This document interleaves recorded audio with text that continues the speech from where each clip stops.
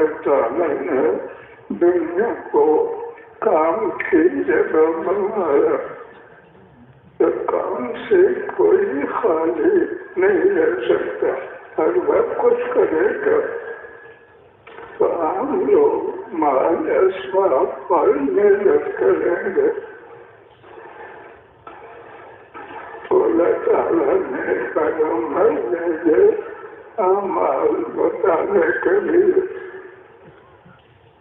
پیغمبروں نے حال بتایا کہ اللہ پاک کی حکیمت سنت اعمال کی ہے، مال اسباب کی کوئی قیمت نہیں۔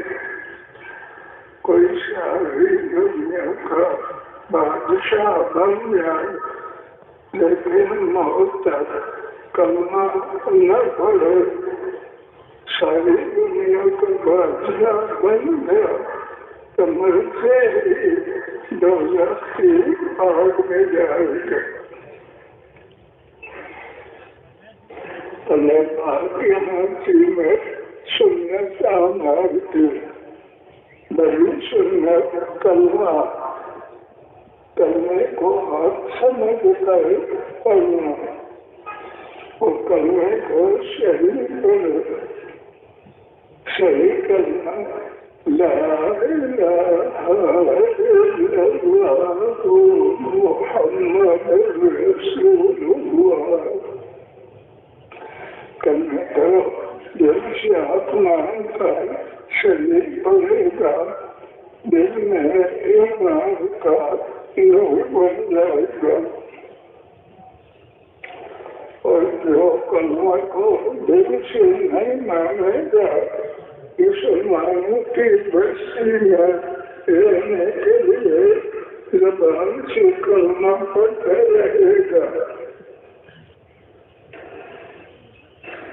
اور نمازیں نہ پڑھے تو مسلمان بستی سے نکال دیں گے۔ اس لیے وہ سوچے گا کہ لولا سے میں روشنی ہوتی ہے، اس وقت میں سر میں جا کر نماز پڑھوں گا۔ مغرب عشاء صبح پوری روشنی نہیں ہوتی، اس وقت نماز نہیں پڑھے گا۔ کلمہ کئی اللہ نے بولے گا، دل سے نہیں مانگتا، اور نماز سے روشنی ہوگی، مسجد میں پڑھے گا، دل سے نہیں مانگتا تو وہ کلمہ بھی قبول نہیں، نمازیں بھی قبول نہیں۔ موت کا وقت آئے گا تو فرشتہ اسے بتائے گا، تو نے دل سے کلمے کو نہیں مانا، نمازوں کو نہیں مانا، بستی میں رہنے کے لیے کلمہ پڑھتا رہا اور نمازوں میں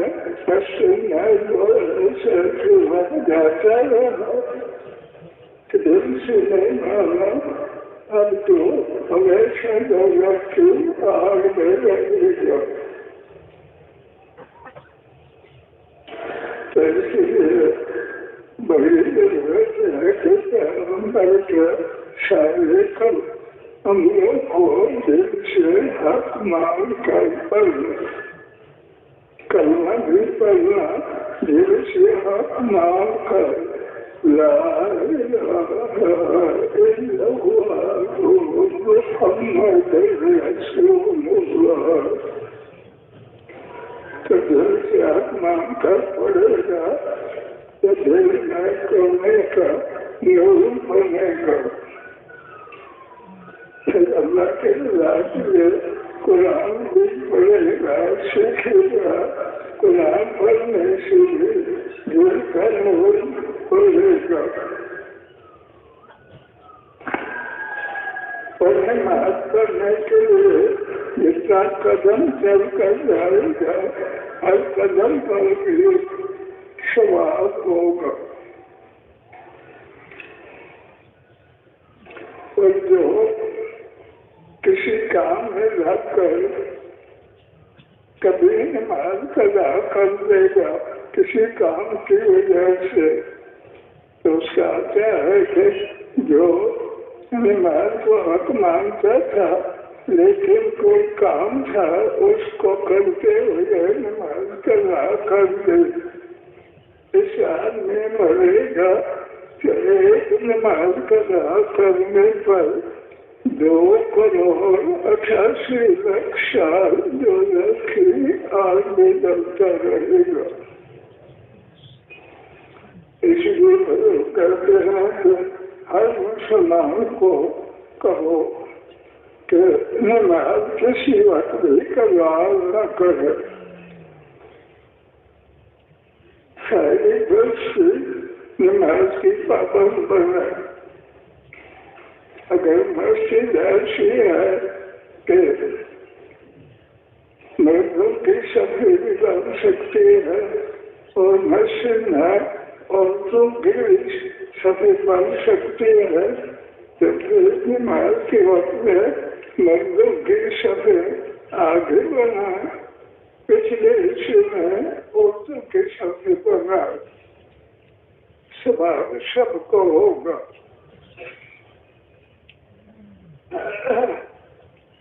باقی جو مسجد میں نہ آ سکے گھر پر رہے اس کو بھی ثواب ہوگا، مسجد کا ثواب اعلیٰ ہوگا، ہر قدم چلنے کا بھی ثواب ہوگا۔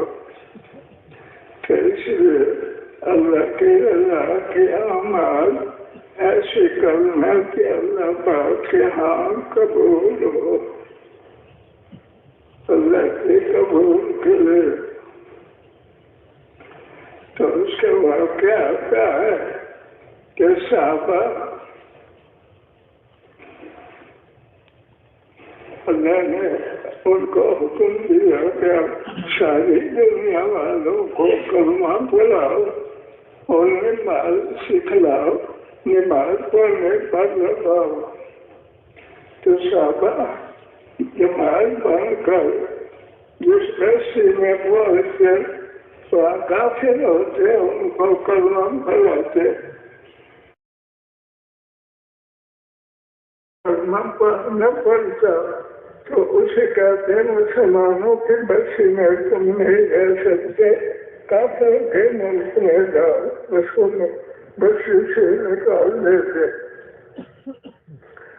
جب یہ حال ہو گیا کہ جو کلمہ نہ پڑھتا نمازی نہ پڑھتا اسے نکال دیتے، تو کافر نے سوچا کہ ہم اب اسی بستی میں رہے، کلمہ بھی پڑھنے لگے۔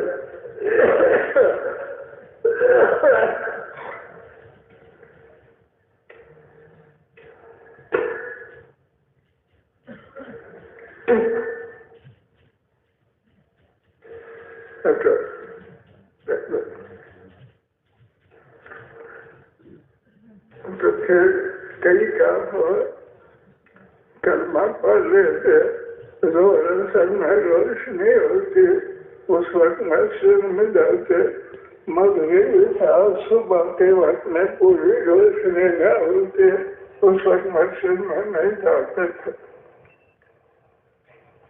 تو اللہ کا حکم آ گیا کہ جو کلمے کو دل سے نہیں مانتے، مسلمانوں کی بستی میں رہنے کے لیے کلمہ پڑھتے ہیں، نماز کو نہیں مانتے، لیکن مسلمانوں کی بستی میں رہنے کے لیے روز اصل میں مسجد میں آ جاتے، مغرب عشاء صبح مسجد میں نہ آتے، تو اللہ نے حکم بھیج دیا جو دل سے کلمے کو نہیں مانتا مسلمانوں کی بستی میں رہنے کے لیے کئی لاکھ دفعہ پڑھتا رہا اور نماز کو نہیں مانتا، لیکن مسلمانوں کی بستی میں رہنے کے لیے روز اثر کے اتوار میں مسجد میں آ جاتا ہے، یہ مناسب ہے، کیونکہ اللہ جانتا ہے کہ جو دل سے کرنے کو نہیں مانتا اس کے دل میں ایمان کا نور نہیں آتا، وہ منافق ہے۔ بستی میں رہنے کے لیے کلمہ پڑھتا، نماز کو نہیں مانتا، لیکن غور سے روشنی ہوتی ہے کہ مسلمانوں میں رہنے کے لیے غور سے کی نماز میں آ جاتا ہے۔ مغرب عشاء صبح روشنی نہیں آتی، اور نہیں ہوتی وہ مسجد میں نہیں آتا، یہ منافق ہے۔ اس حال میں مرے گا، ہمیشہ لوگوں کی آگ میں جلتا رہے گا۔ تو اس لیے سارے عملوں میں ضروری ہے کہ کلمے کو دل سے حق مان کر پڑھے گا، دل میں ایمان کا نور بنے گا۔ قرآن کو حق مان کر قرآن پڑھتا رہے گا، دل کا نور بڑھتا رہے گا۔ اور نمازوں کو حق مان کر مسجد میں جا کر نماز پڑھے گا، جتنے قدم چل کر جائے گا اس کا بھی ثواب ہوگا۔ گھر میں نماز پڑھے گا، ثواب تھوڑا ہوگا، مسجد میں جا کر نماز پڑھے گا، ہر قدم پر بڑی ثواب ہوگا۔ اور جماعت کے ساتھ پڑھنے کے ثواب کتنا، اور جب مسجد میں جا کر جماعت کے ساتھ ثواب پر پڑھے گا نماز، تو 27 درجہ نماز کے ثواب کا زیادہ ہوگا۔ گھر میں پڑھے گا تو 1 درجہ، مسجد میں جا کر پڑھے گا، ہر قدم پر بھی اللہ ثواب دیں گے، اور نماز کا ثواب 27 درجے زیادہ دیں گے۔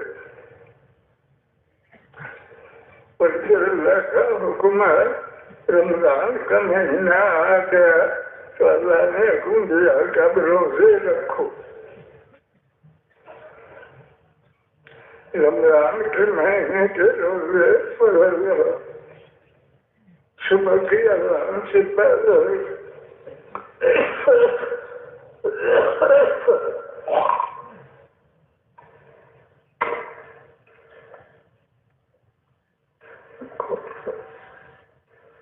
صبح کی اذان ہونے سے پہلے کچھ کھا لے، اس کھانے کا بھی ثواب ہوگا۔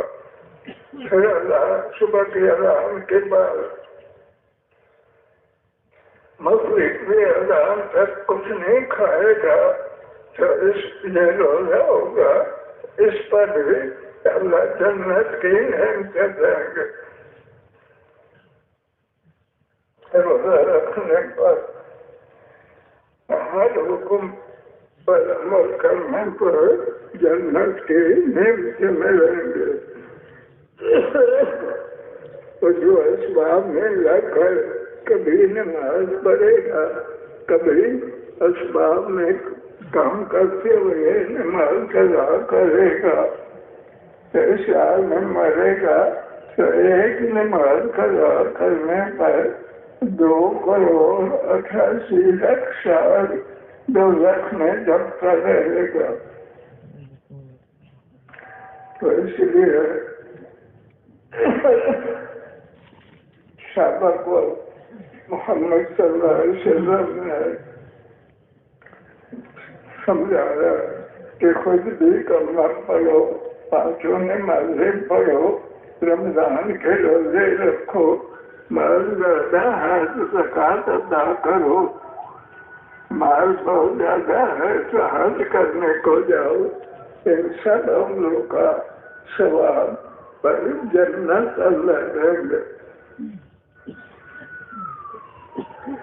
صحابہ کا حال یہی تھا کہ وہ جو عمل کا مشرف ہو جاتا، اس مشرے کے مطابق دوسری بستی یا دوسرے علاقے میں جاتے تھے، جتنا مشورہ ہو جاتا اللہ کے راستے میں وقت لگاتے،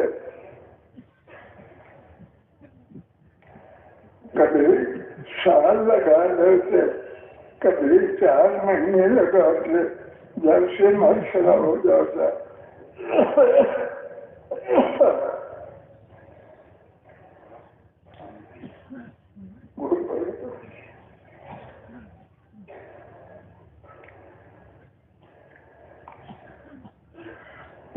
حدیث میں ہے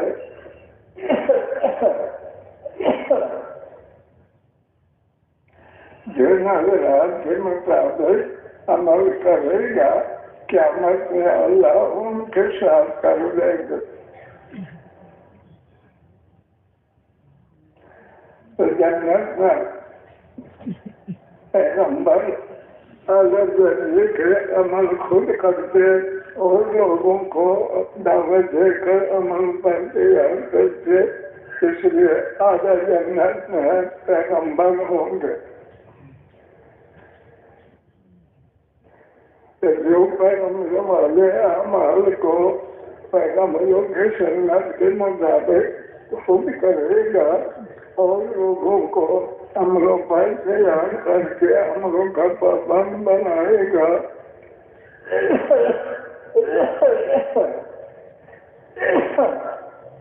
تو اعلیٰ جنت میں پیغمبر ہوں گے.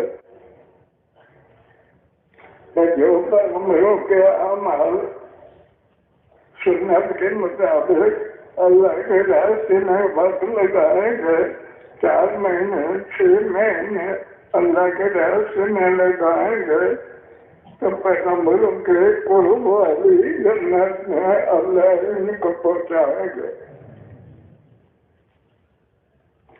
تو مقصد سے کیا ہوا کہ جس کے 4 مہینے لگ جائیں اللہ تعالیٰ مال بھی دے دے، تو پھر ملکوں کی جماعتیں بنا کر مشرق کے مطابق ملکوں میں جائے.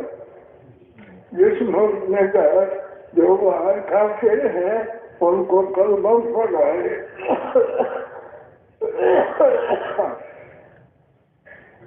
اور جو مسلمان ہیں کوئی عمل چھوڑے ان کو توبہ کرا، عمل کا پابند بنا.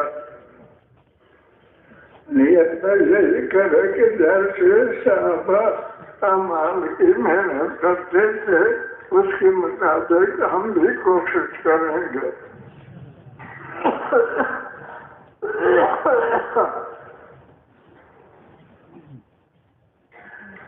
تو حدیث میں ہے کہ من تشبہ بقوم فہو منہم، جو اعمال جن حضرات کے مطابق کرے گا قیامت میں اللہ ان کے ساتھ اس وقت شامل کر دیں گے.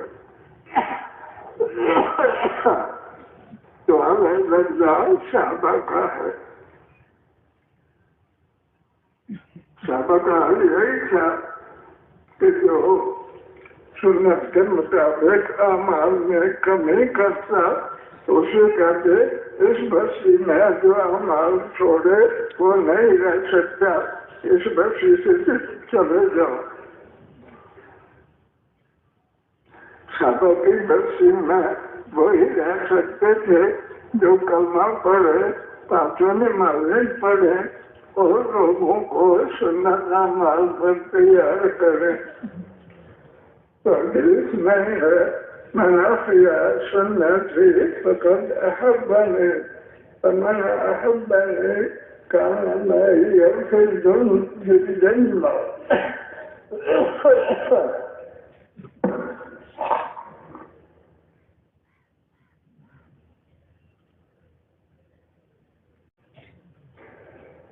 حدیث میں ہے کہ جو دن حضرات کے مطابق اعمال کرے گا قیامت میں ان کے ساتھ ہوگا.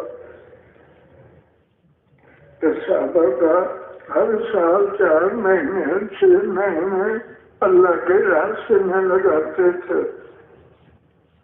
صحابہ حضرات میں سے کون کون صحابہ کے طریقے پر ہر سال 4 مہینے 6 مہینے اللہ کے راستے میں لگائیں گے وہ پورا اشارہ کریں کہ صحابہ کے طریقے پر اللہ کے راستے میں وقت لگائیں گے. 4 مہینے 6 مہینے ملکوں کی جماعت بنا کر ملکوں میں جائیں گے. تو جن کے پہلے 4 مہینے نہیں دیتے وہ نیت کریں کہ ابھی 4 مہینے اللہ کے راستے لگانے کی تیاری کریں گے. نیت کر لیا آپ حضرات نے انشاءاللہ. یہاں جمع غنی سیکھنے ہیں کہ کس طرح سے حضور صلی اللہ علیہ وسلم والی محنت اور حضور صلی اللہ علیہ وسلم والا کام یہ ہمارا کام بن جائے، بلکہ امت کا ایک فرد حضور صلی اللہ علیہ وسلم کے مقصد اور صدقہ کرنا، زکوٰۃ ادا کرنا، اس وجہ جنت کے نعمتیں ملیں گے.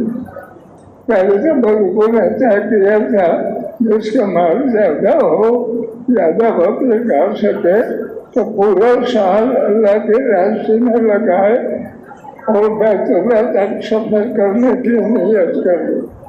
رمضان اس وقت پہلے رمضان میں جو بیت اللہ تک سفر کرنے کا ارادہ کرتے تھے، رمضان میں ان کی جماعت بنا کر ملک طے کر لیتے تھے. ان ملکوں میں اعمال کرتے ہوئے بیت اللہ پر جاؤ. رمضان میں وہ سفر شروع کرتے تھے، اگلے رمضان تک بیت اللہ میں پہنچ جاتے تھے. حج پورا کرنے تک بیت اللہ کے علاقوں میں محنت کرتے رہے. حج پورا کر کے پھر واپس آئے تو اس کا ثواب بہت بڑا ہوگا. سال بھی اللہ کے راستے میں لگا، حج بھی کیا. وہ ایک جماعت کا حال آتا ہے، اس میں حج کی جماعت میں تھا، پیسے تھوڑے تھے تو جماعت میں ہر کھانے کے پیسے دینے پڑتے ہیں. تو اس نے ساتھیوں سے کہا کہ میرے پیسے تھوڑے ہیں، اس لیے ایک بار کھانا کھاؤں گا، دوبارہ نہیں کھاؤں گا. ایک بسی میں پہنچے، ایک تبلیغی ساتھی کا مال زیادہ تھا. اس نے حال پوچھا تو ساتھی نے بتایا کہ ایک ساتھی کے پیسے تھوڑے ہیں، وہ ایک بار کھانا کھاتا ہے دوبارہ نہیں کھاتا. اس نے پوچھا وہ کہاں بیٹھا ہے، اور جہاں بیٹھا ہوا تھا ادھر اشارہ کر دیا. اللہ نے اسے مال زیادہ دیا تھا. رات کو جب سارے ساتھی سو رہے تھے، وہ سارے کے وقت وہ آیا، اسے جگا کر کہا تیرے پیسے تھوڑے ہیں کہ دونوں وقت کھانا نہیں کھاتے، ایک وقت کھاتے ہو، یہ پیسے لے لو، دونوں وقت کھانا کھاتے رہو. اب وہ پیسے اتنے تھے کہ اللہ راستے کا وقت پورا ہو گیا، پیسے ختم نہیں ہوئے. تو اس نے سوچا کہ یہ پیسے اللہ کے راستے میں ملے ہیں، اسے نیک جگہ پر لگاؤ. تو مسجد کا حال یہ تھا، اس وقت بجلی نہیں تھی، پنکھے نہیں تھے، لیکن سب سے خالی جو جگہ تھے نمازی زیادہ ہوتے تھے. امام اور ایک صف اندر بناتے، باقی صفیں باہر. تو اس وقت بجلی نہیں تھی، پنکھے نہیں تھے، اندر گرمی ہوتی تھی، لیکن نمازی زیادہ ہونے کی وجہ سے امام اور ایک صف مکان کے اندر بناتے، باقی باہر. تو جو سب سے خالی جگہ تھی، مسجد کی جگہ چھت کے برابر اونچی تھی، تو نیچے راستہ تھا. جو اسے صدقہ ہدیہ ملا، پیسے بچ گئے. اس نے سوچا کہ اچھی جگہ پر پیسے لگاؤں. اور جو چھت سے خالی جگہ تھے، نیچے راستہ تھا، مسجد چھت کے برابر اونچی تھی. تو اس نے پیسے دیے کہ اس راستے کے اوپر چھت بنا دو تاکہ مغرب سے صبح میں ساری صفیں باہر بڑھیں. تو مسجد بنانے میں جو پیسے لگائے گا اس کا بھی ثواب ہوگا. تو اس لیے بڑا عمل ہے کلمہ پڑھنا، نمازیں پڑھنا اور لوگوں کو کلمہ نماز پر تیار کرنا. کئی مسلمان ہیں ان کا حل یہ کلمہ یوں پڑھتے ہیں الہ الہ الا اللہ، یہ کلمہ نہیں ہے۔ اسی لیے کہتے ہیں جب کسی کو دعوت دینی ہو عمل کی دعوت دے کر کہو کہ بڑا بڑا عمل ہے کلمہ کے الفاظ صحیح ہو۔ جو الہ الہ الا اللہ پڑھتا رہے گا یہ دوزخ میں جائے گا، کلمہ نہیں پڑھو تو اس کا کلمہ صحیح کرا دو، اور نماز کے الفاظ بھی صحیح ہوں۔ مثال دیتا ہوں کہ جیسے موٹا کاف ہے قلب، اس کا معنی ہے دل۔ اب موٹے کام کو چھوٹے کام کی آواز سے پڑھے گا، کہے گا قلب، اس کا معنی ہے کفا، تو نماز قبول نہیں ہوگی۔ اس لیے قرآن پڑھنے کے الفاظ بھی کسی عالم حافظ کو سنائے کہ میرا قرآن پڑھنا صحیح ہے یا کوئی کمی ہے، سنائے تو کوئی کمی ہوگی تو وہ بتا دے گا یہ قرآن کے الفاظ اس طرح پڑھو۔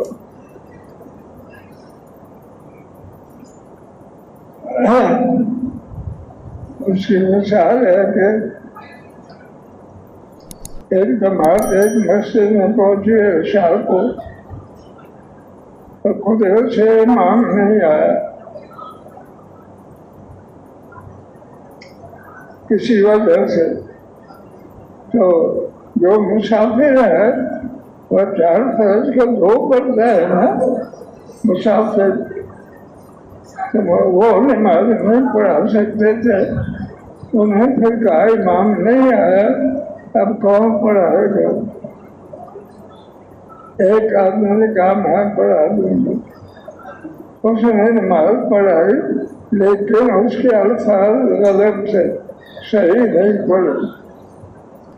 تو جب نمازی چلے گئے تو جماعت نے سوچا کہ دوسری نماز پڑھائی اس کے الفاظ صحیح نہیں تھے، نماز قبول نہیں ہوئی، اس لیے اب ہم دوبارہ نماز پڑھ لیں۔ اور پھر اس ساتھی کو کہا کہ نماز کے الفاظ صحیح ہونا ضروری ہے۔ جیسے مثال ہے موٹا کاف قلب، اب موٹے کام کو چھوٹے کام کی آواز پڑے گا، کہے گا قلب، تو چھوٹے کام کا معنی ہے کفا اور موٹے کام کا معنی ہے دل، وہ نماز قبول نہیں ہوگی۔ اس لیے نماز کے الفاظ میں موٹے کام کو موٹے آواز سے پڑھے، شین کو ایک ہی آواز سے نہ پڑھے، ہر حرف کو جو اس کی آواز ہے اس آواز سے پڑھے، پھر نماز قبول ہوگی۔ ساتھ کو شین پڑھے گا تو ایک کو تیز پڑھے گا، موٹے کام کو چھوٹا کام پڑھے گا، یہ سب نمازیں قبول نہیں ہوں گی۔ نماز کے الفاظ بھی قبول ہو۔ اور دوسرا یہ بھی ہے کہ کپڑا پاک ہو۔ جن لوگوں کو مسئلہ نہیں معلوم، مشین ہے کپڑے دھونے کے، پاک پلیت کپڑے سارے ڈال دیتے ہیں مشین میں، اب مشین میں پاک پلیت کپڑے ڈالیں گے تو مشین بھی پلیت، کپڑے بھی پلیت، کپڑے سفید ہو جائیں گے، نماز قبول نہیں ہوگی۔ جن کے کپڑے دھونے کی فرصت